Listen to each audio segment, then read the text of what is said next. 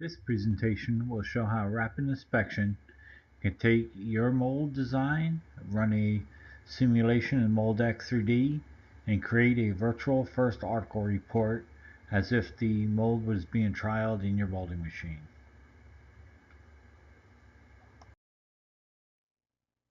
We have a 5-step process for doing this. We start by doing a standard simulation where, like everyone else does, we determine the fill, how many gates, where the gates are, type of cooling, conformal cooling or not, what would save you, what kind of bow to expect, hot runner or not, where to put cooling lines. But this is only the beginning. We take this into the next phase of injection molding tooling engineering. The next thing we do is we do something very unique. It's we take your CAD model, we convert it to a very high density point cloud. With the high density point cloud, we can inspect every dimension as if it was a scanned part in our IRIS process. We use SpecCheck software, and we use the balloon numbers on the 2D print, and we inspect every single dimension on your CAD model, including all GD&T callouts.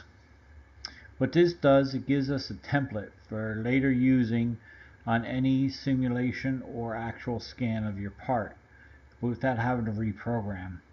We also can get out of this what we call a CAD fair. It's a first article of your CAD model. Most CAD models are not to print, and this way you have an opportunity to normalize your CAD model before using it for tooling. We then run a virtual mold trial. To do this and get very high accuracy, we take your final mold design, the mold design prior to you sending it to your shop to be built. We model it up exactly as you propose it be built. We take into consideration everything, where the vents are, the actual vents, the depth, the number of inserts in cavity and core, type of steel. We try to get it as close as possible to real life. After modeling your injection mold for simulation, we then go to the process phase.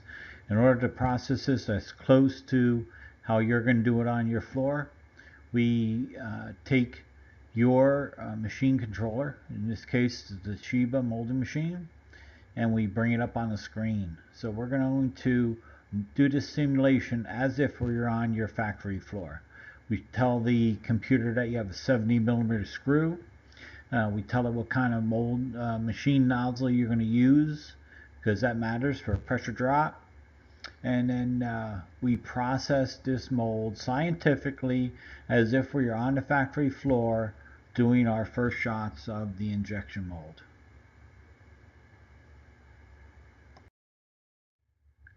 After running the complete mold simulation, we take the as simulated STL file, the virtual part from Moldex 3D, and inspect it as if it was coming off in a scanner of the first shots of your tool.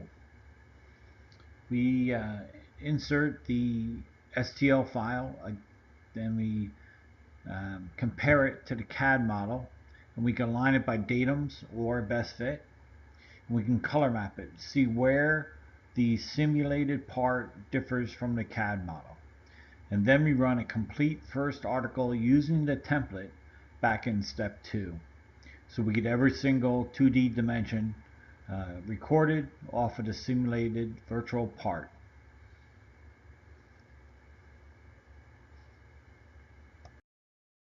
The next thing we do is the analyzed virtual part, just like you would analyze first shots off your tool. We can do what ifs because we have the ability in Excel to check shrinkage rates. We can check to see if the shrinkage rate of nominal is the best for all dimensions, and we can try to get in as many dimensions we want as we can from shrink. We can also see where warpage, where individual dimensions are off. So then we start going back to the CAD model. We modify it. This is the tooling CAD model, not the original CAD model. It's the one with shrink on it already.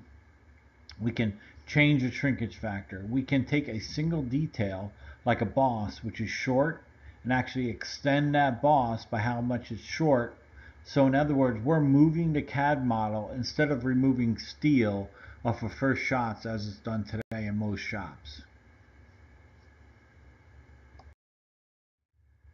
So after we modify the tooling CAD model back in step 4, we rerun the simulation until we get a as close as we can color map. As you can see on the screen here, this one's all green, and virtually a clean first article. This would be our best guess as to how the CAD model has to be modified in order to get first shots of the tool to be the print. The last thing we do in step 5 is after we have determined the nominal process and the CAD model for the tooling that goes along with it, we then take the nominal process and we move the couple parameters to see how big of a process window this tool is going to be able to do to hold the critical dimensions. And we document this in Nautilus. We run the simulation in all the 4 corners of this window process, and we plot it out and give that as a final report. This screen gives us a snapshot of what this presentation was. It's what I call Tooling Engineering 4.0. It's a different approach to engineering and designing tools so that in the end you have minimum debug at the press, toolroom time, and inspection.